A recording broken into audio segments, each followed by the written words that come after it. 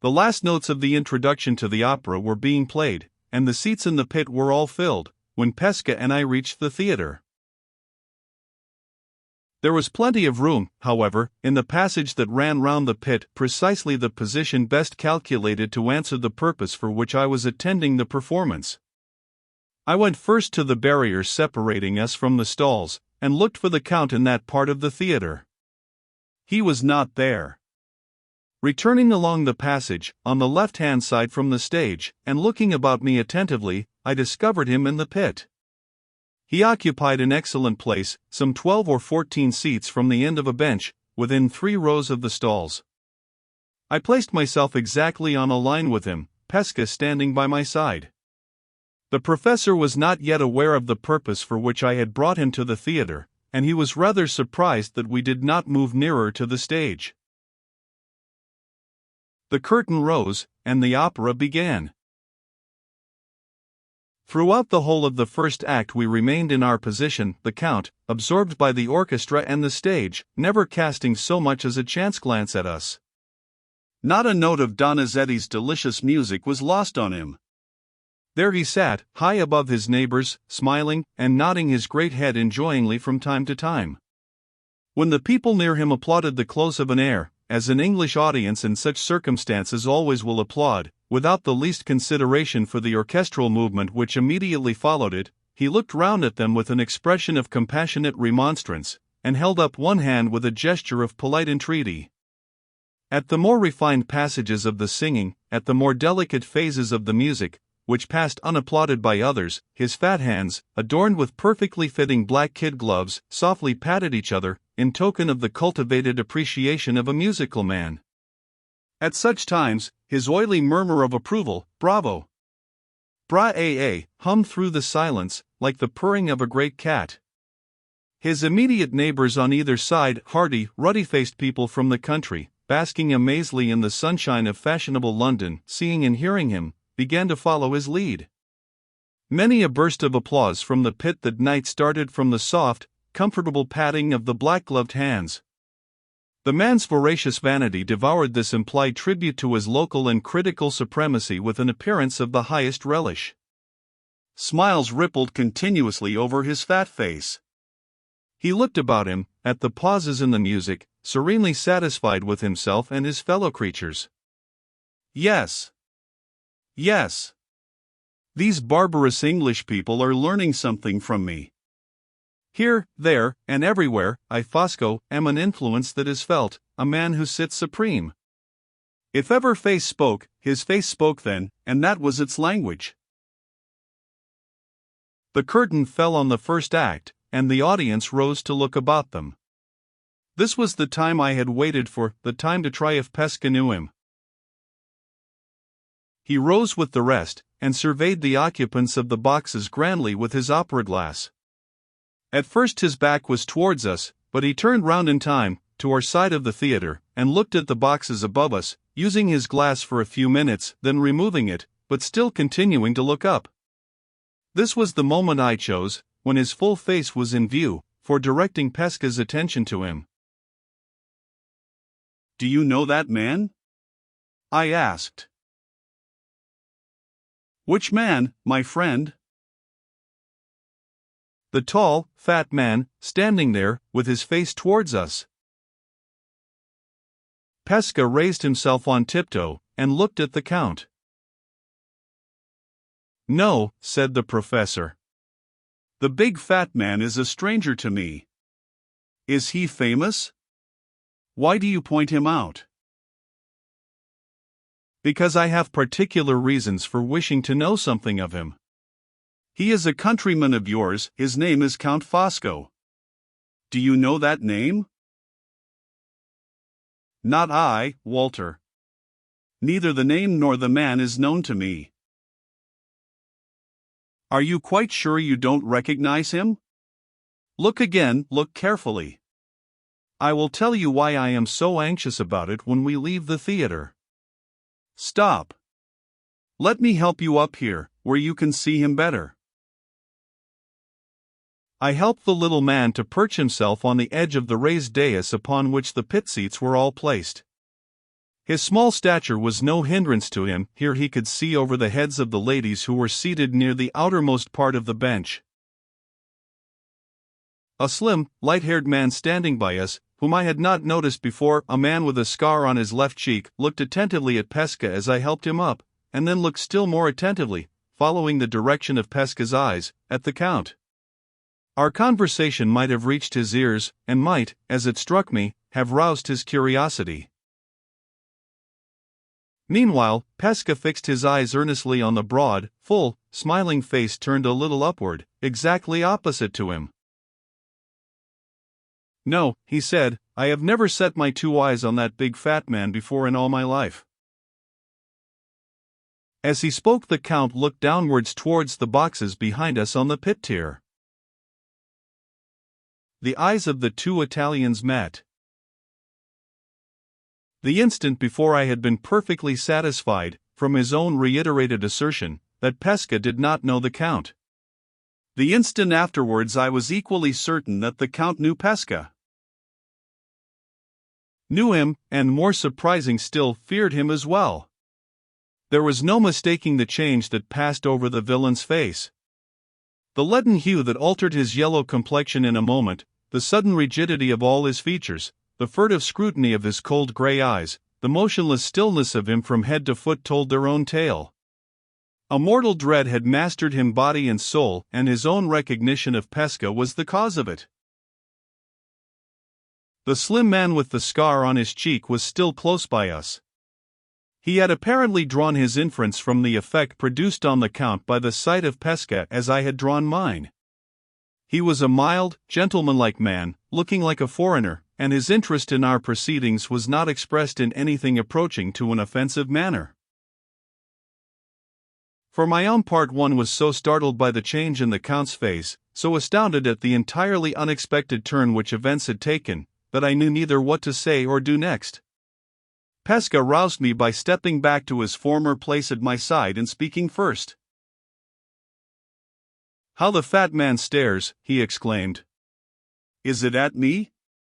Am I famous? How can he know me when I don't know him?" I kept my eyes still on the Count.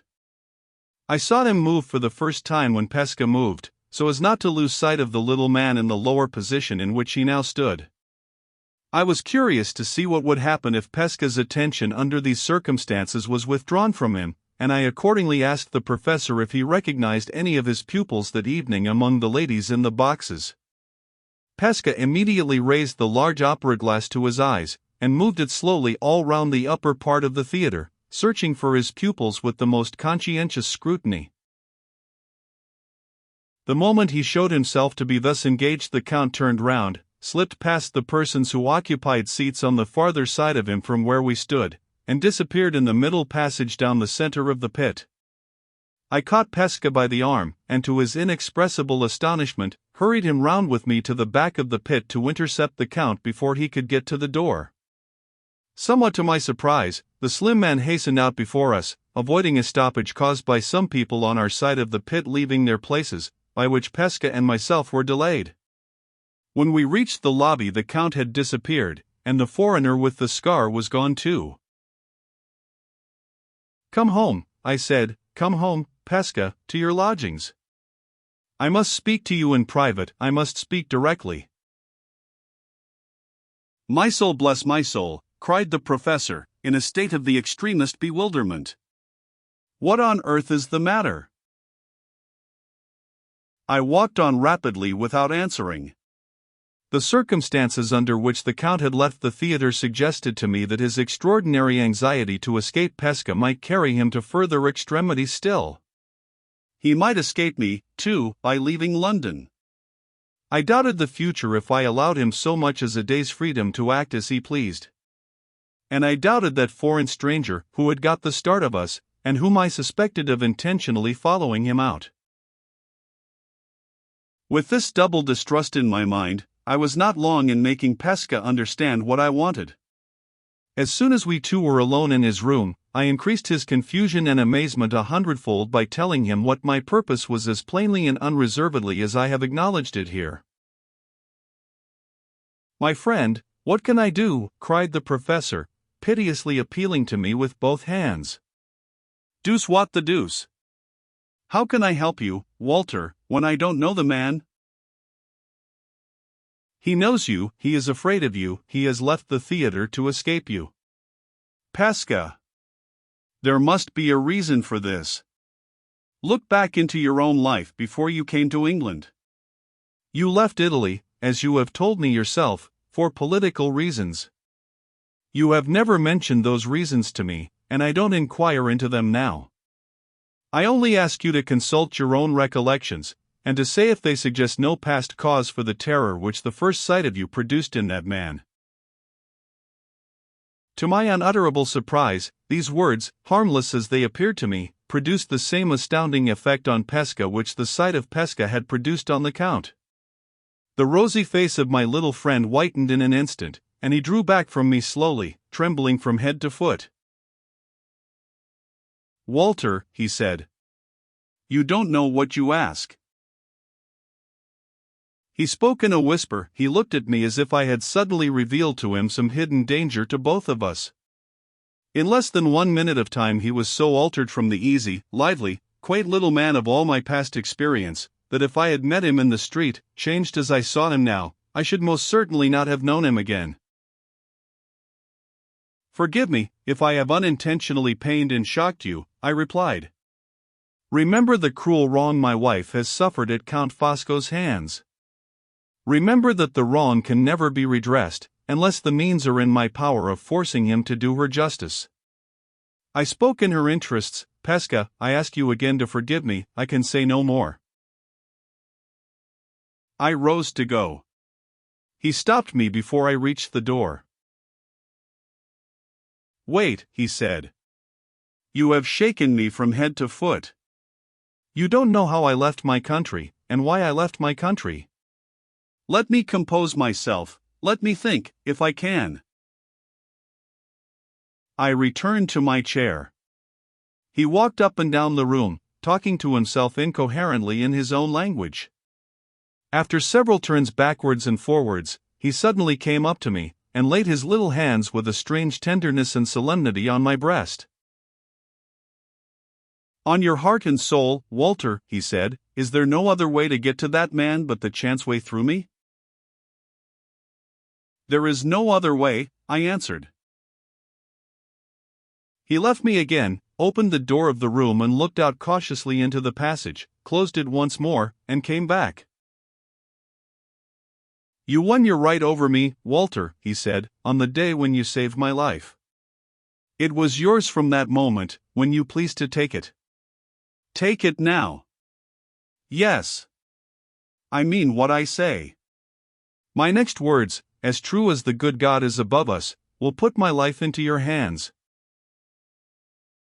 The trembling earnestness with which he uttered this extraordinary warning carried with it, to my mind, the conviction that he spoke the truth. "Mind this," he went on, shaking his hands at me in the vehemence of his agitation.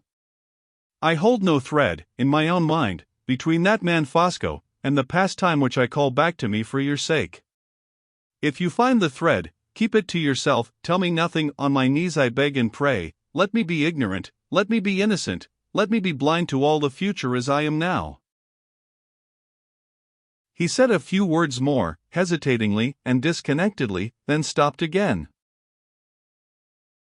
I saw that the effort of expressing himself in English, on an occasion too serious to permit him the use of the quaint turns and phrases of his ordinary vocabulary, was painfully increasing the difficulty he had felt from the first in speaking to me at all.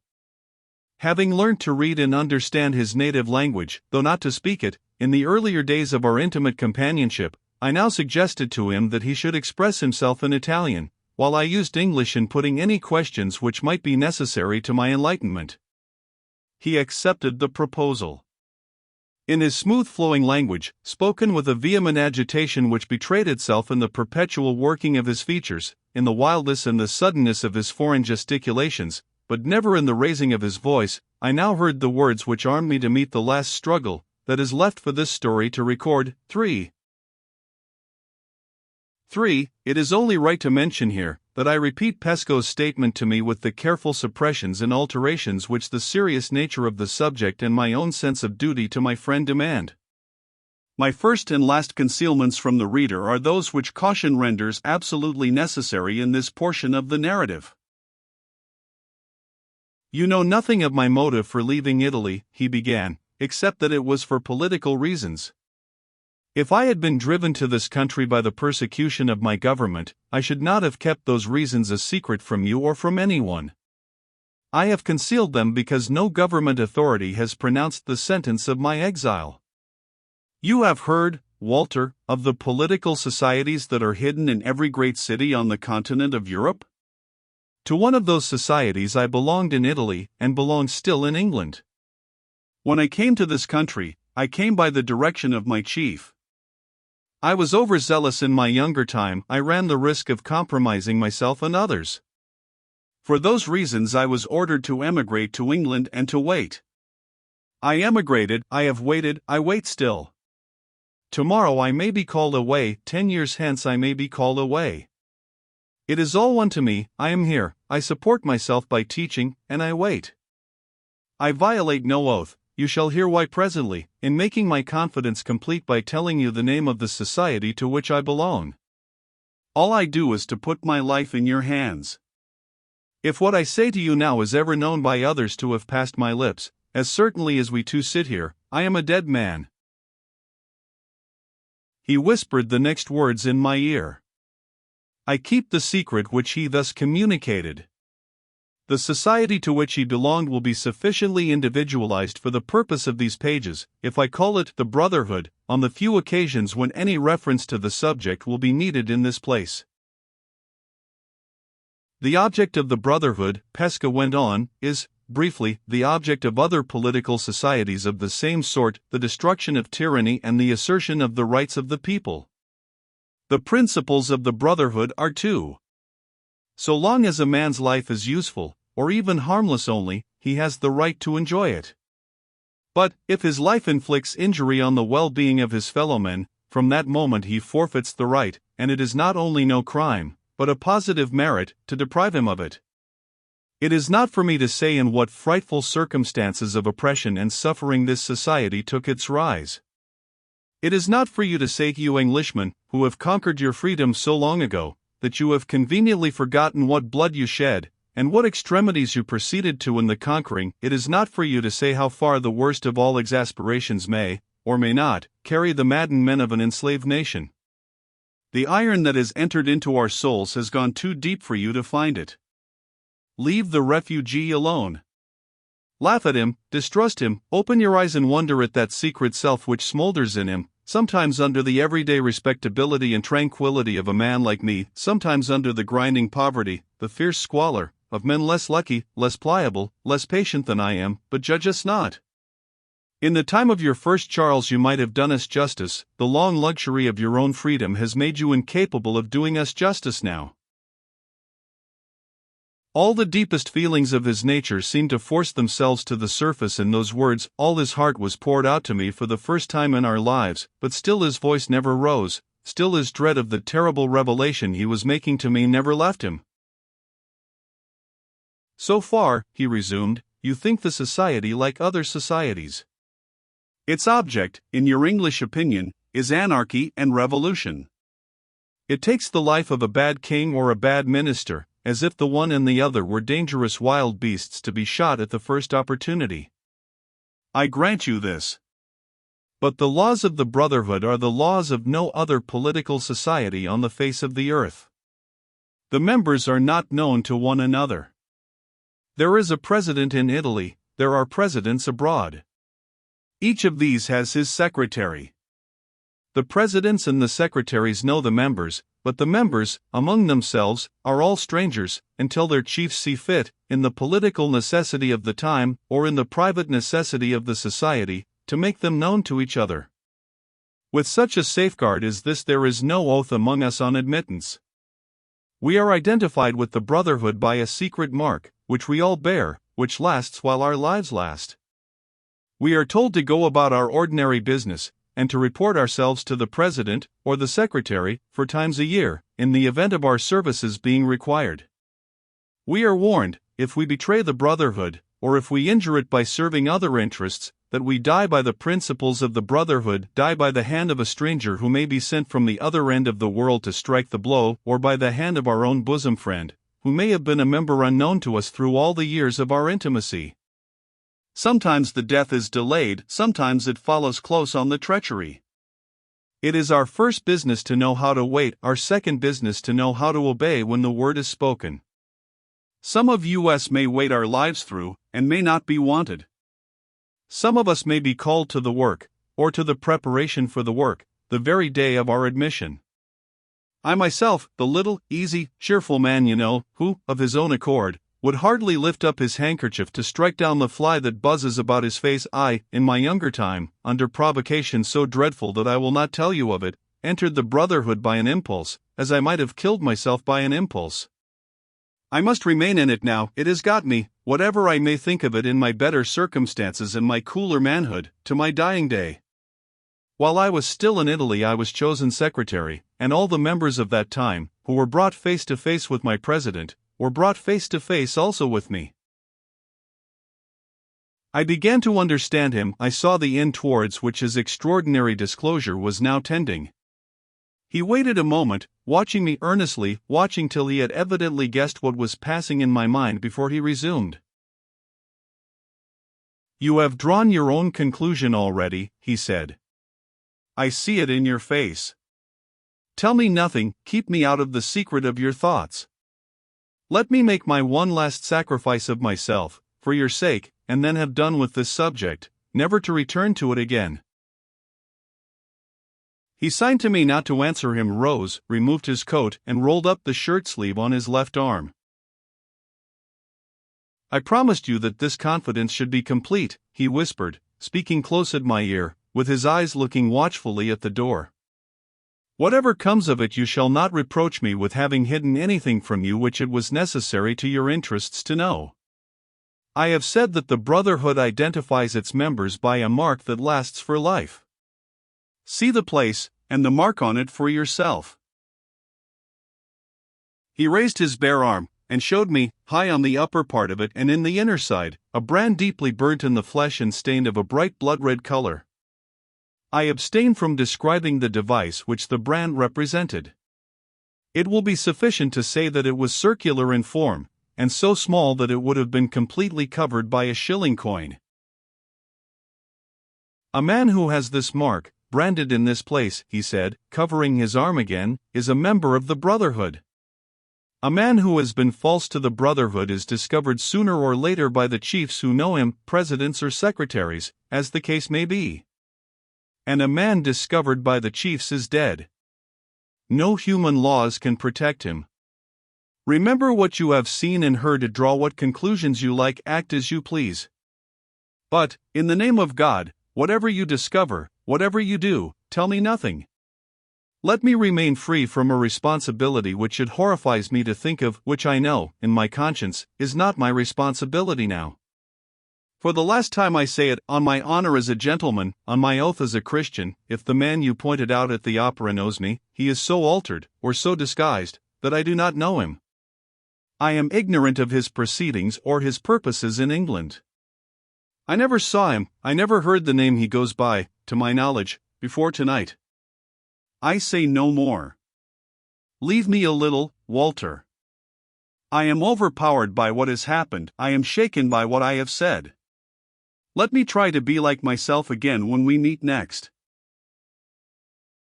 He dropped into a chair, and turning away from me, hid his face in his hands. I gently opened the door so as not to disturb him, and spoke my few parting words in low tones, which he might hear or not, as he pleased. "I will keep the memory of tonight in my heart of hearts," I said. "You shall never repent the trust you have reposed in me. May I come to you tomorrow? May I come as early as 9 o'clock? "Yes, Walter," he replied, looking up at me kindly, and speaking in English once more, as if his one anxiety now was to get back to our former relations towards each other. Come to my little bit of breakfast before I go my ways among the pupils that I teach. Good night, Pesca. Good night, my friend.